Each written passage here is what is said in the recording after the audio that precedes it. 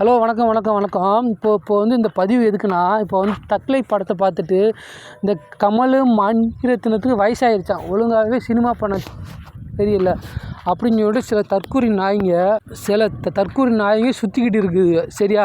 உங்களுக்குன்னா cinema பற்றி உங்களுக்குன்னா என்ன தெரியும்?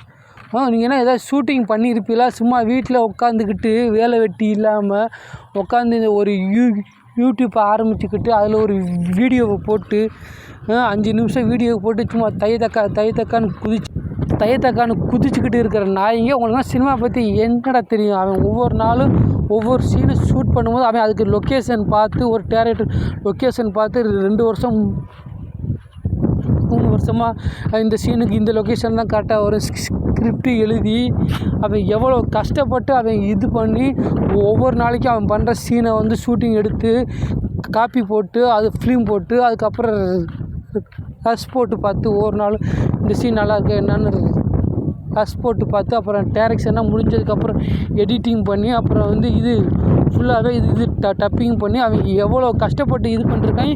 இங்கே உட்காந்துக்கிட்டு நாய்ங்களுக்கு படம் நல்லா இல்லைன்னா என்ன ஐயோ வாயில் தான் வார்த்தை என்னடே மணிரத்னம்னா எவ்வளோ பெரிய ஆள் அவர்னா கிட்டத்தட்ட 60-70 வருஷமாக எம்ஜிஆர், சிவாஜி, கமல், ரஜினி, விஜய், அஜித்னால முடியாத ஒரு படத்தை இந்த வயசில் மணிரத்னத்தை நம்பி தந்திருக்காங்கடா. அவருக்காடா வயசாகிடுச்சு. ஏன்டா பொன்னியின் செல்வன் ஒரு படம் இது வரைக்கும் எவனாலையும் முடியாத படத்தை இந்தாங்க நீங்கள் பண்ணுங்கள் உங்களால் தான் முடியும் அப்படின்னு கொடுத்துருக்காங்க. அவருக்காடா வயசாகிடுச்சு.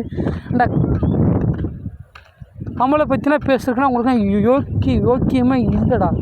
ஏன்டாடி அவரோட படத்தைனா நீங்கள் என்ன பார்த்துருக்கீங்களா இல்லையா? ஏன்டா மைக்கேல் மதன காமராஜன் அந்த படத்தை எடுத்து பாருங்கடா. என்ன ஒரு ஆக்டர் அவருக்குன்னா இந்த நடிப்பே வரலையா?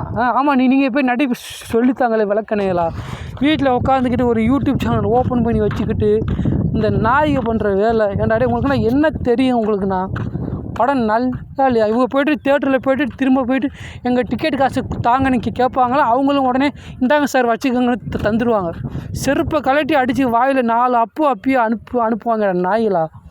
உங்களுக்குலாம் என்ன தெரியும்? சும்மா உட்காந்துக்கிட்டு சினிமா பற்றி இப்போ இந்த விஷயம் வந்து சில தற்கூரிங்க கேட்பாங்க, நீ எதுக்கு சினிமாவுக்கு இவ்வளோ சப்போர்ட் பண்ணுற? எனக்கு சினிமா தாண்டா எனக்கு சினிமாவை வந்து எவன் சொன்னாலும் நான் திரும்பி கேட்பேன். ரைட்டாக சொன்னால் கேட்க மாட்டேன், தப்பாக சொன்னால் எவனாக இருந்தாலும் நான் பதில் கொடுப்பேன். எந்த நாய்க்கும் சினிமா பற்றி பேச ஒரு இது கூட இல்லை. ஓகேவா? தெரிஞ்சு பேசணும். உனக்கு படம் பிடிக்கலையா பேசாமல் வாய் மூடிட்டு இரு. சரி ஓகே அடுத்த படம் நல்லா பண்ணுங்க அப்படி சொல்லணும். அதை விட்டு படம் நல்லா இல்லை மயிர்லன்னா